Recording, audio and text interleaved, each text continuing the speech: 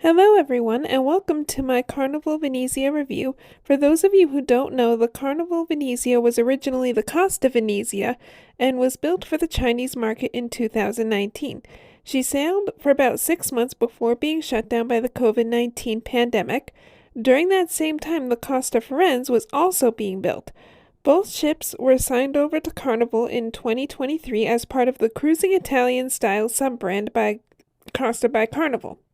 The new Carnival Venezia began her refit in March 2023 and sailed her maiden voyage in June 2023 with Jay Leno as her godfather.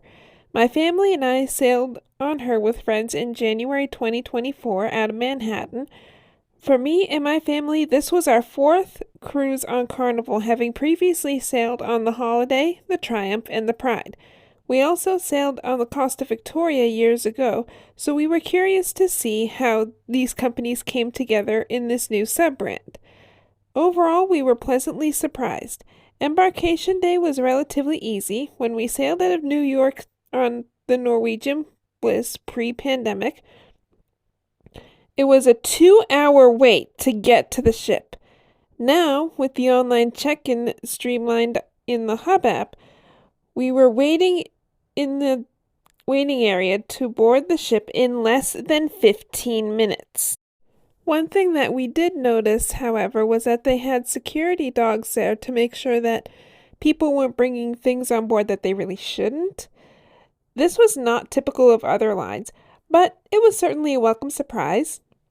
Once we got on the ship, we immediately went to the cabin. Hi everyone, it's Kristen coming to you from our Cove balcony on the Carnival Venezia. So for those of you who don't know what a Cove balcony is, a Cove balcony is pretty much just a regular balcony, but it's a little bit more recessed. As you can see above me, you're going to see the lifeboats. But hold on one second and I'll give you a view of what we see. So this is our view.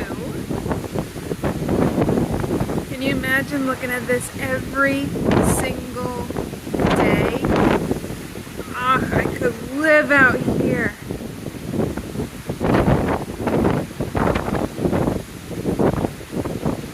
Now this is where it's going to get a little bit interesting, because you're going to see it's a little bit recessed right about here. So basically it just means that you have an obstructed view. After exploring the cabin a little bit, we went to the muster drill. Unlike other cruise lines, Carnival has reverted back to the in-person drills for this particular ship. Most lines that I've seen have used the e-muster drill on the app, and for more information on how that works, check out the description below. I put a link to my video that I made on that. So we were slightly taken aback to find that this wasn't the case here. Regardless, we wanted to get it done early since the ship can't leave port until everyone has completed the drill. It took us 5 minutes, then we were happily on our way to the Lido Marketplace for some lunch. The Lido Marketplace was one of our favorite places to eat because of the ambiance. It was decorated to make you feel like you were eating al fresco in Venice. It was, however, a bit crowded at times. While there was some variety in food, breakfast seemed to be a bit repetitive, and lunch didn't have much to offer us that really was interesting for us. If we weren't at the buffet for lunch, a place that never failed us was Guy's Burgers. I was pleasantly surprised here because the last time I had Guy's Burgers, it was a bit greasy for my taste. However, every burger that I had at this particular Guy's Burgers was cooked to perfection. So welcome to the adults only area. We have our bar here, and we have our pools right behind us. So this is the place, if you don't like children, this is the place to be. This is, I think, 18 and up. So if you're looking for just a nice, quiet place to relax, this is the place to be. Hi everyone, it's Kristen. We are up here on the Serenity deck, checking out the slides and all that. So over here, you're going to find your family-friendly slides. And on the other side of the deck, you're going to find the ropes course. Now, also on this deck, you're going to find the adults only serenity area. So if you're not much into kids, oh, and the kids also have a splash pad here that they can check out as well. Looks like the kids here are having fun. So if you're looking to do something different, if you're looking for a little bit of adventure, or if you're just looking for a little bit of calm while you're on your cruise, this is definitely the place to be. Here's the top of those gondola slides. They start all the way on deck 15 and then they wind up all the way down here. Now obviously this is a little bit around the corner as we have the kids splash pad here, which actually looks like a lot of fun. So this is definitely something for the whole family. If you have young ones, I would definitely suggest that they go on these slides.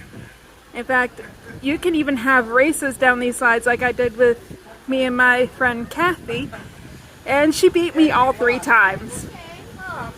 The shows themselves were good. I wasn't a fan of the Broadway review or Color My World simply because of the song choices. My favorite, however, was Epic Rock. So that's my recommendation for shows to see. The performers in all shows were absolutely fantastic. Hi everyone, it's Kristen, and it is a zoo up here on the Lido deck. That's right, one day we woke up to find Freddie had some company. Of all of the events, however, my favorite was the Italian street fair. You even learned a traditional Italian dance, which, if you have 2 left feet like me, don't worry about it. They have the dancers teaching you how to do everything, but you also got to try some new foods, and let's face it, who doesn't love that? And there was some trivia and things like that. So it was just a really, really fun and unique experience. I highly recommend that you take the time to go up there and check it out. Overall, we loved our time on the Venezia and can't wait to sail on her again. And if you find this video helpful, if you find it informative at all, please give a like and subscribe below. And as always, bon voyage!